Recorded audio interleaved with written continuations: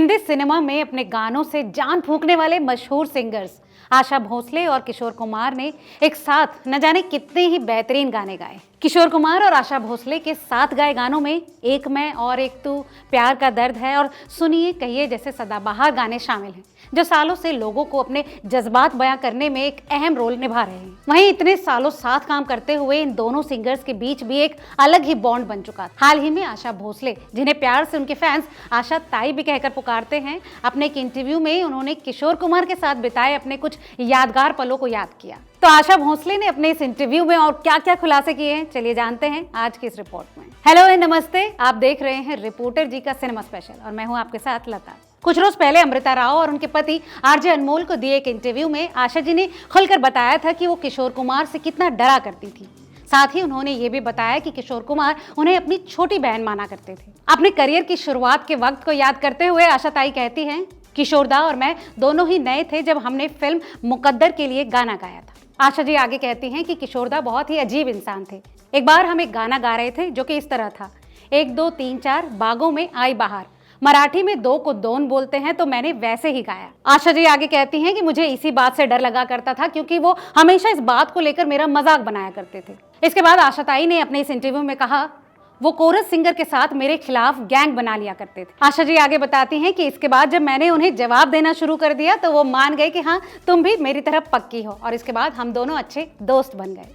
अपने इसी इंटरव्यू में आशा भोसले ने किशोरदा से जुड़ा एक और किस्सा सुनाया। ये किस्सा उस समय का है जब एक रिकॉर्डिस्ट ने किशोर कुमार को रिजेक्ट कर दिया था। इस बारे में बात करते हुए आशा जी कहती हैं, उस समय माइक काफी बड़े हुआ करते थे, लिहाजा उनमें रिकॉर्डिंग में काफी समय लगा करता था। एक रोज हम एक गाना रिकॉर्ड कर रहे थे जिसके रिकॉर्डिस्ट थे रॉबिन चैटर्जी और म्यूजिक डायरेक्टर थे खेमचंद प्रकाश।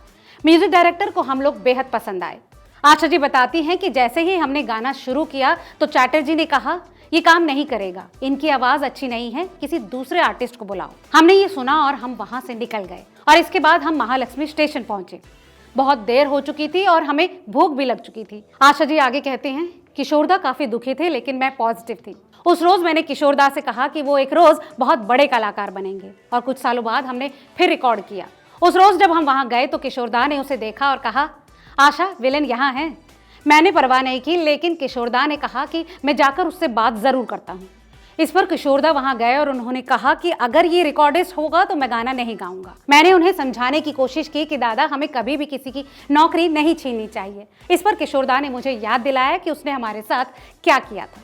फिर मैंने कहा कि समय सही नहीं था, लेकिन किशोरदा फिर भी गए और उस पर चिल्ला बैठे। खैर, सब किस्मत की बात है। इसके बाद आशा भोसले ने किशोर कुमार की तारीफ करते हुए कहा, किशोरदा के कपड़ों से उनके मूड का पता लगाया जा सकता था। वो बहुत ही शैतान थे और वो ऑल इन वन मैन थे। वो फिल्म मेकर थे, म्यूजिक डायरेक्टर थे, सिंगर, राइटर, एक्टर, ये सब कुछ थे। उनके जितना हुनर होना वाकई मुश्किल है। वो जब भी आते थे तो मैं उनके पहनावे से उनके मूड का अंदाजा लगा लिया करती थी। अगर वो सफेद कुर्ता और धोती के साथ टोपी पहनते थे तो इसका मतलब था कि वो अच्छे मूड में हैं। लेकिन अगर वो लुंगी और बिखरे बालों के साथ आते थे तो मैं उनसे बात करने से बचा करती थी। फिर वो आते और मुझसे कहते थे, आशा मैंने जानी तेरे मन की भाषा, और फिर मैं उन्हें नजरअंदाज कर दिया करती थी। वो मुझे अपनी छोटी बहन की तरह माना करते थे। तो वाकई इन सब बातों से तो ये बात साफ पता चलती है कि किशोरदा वाकई काफी मूडी इंसान थे। खैर, आपकी इस मामले में क्या राय है, हमें कमेंट करके जरूर बताएं और ऐसी तमाम और दिलचस्प खबरों के लिए देखते रहिए रिपोर्टर जी।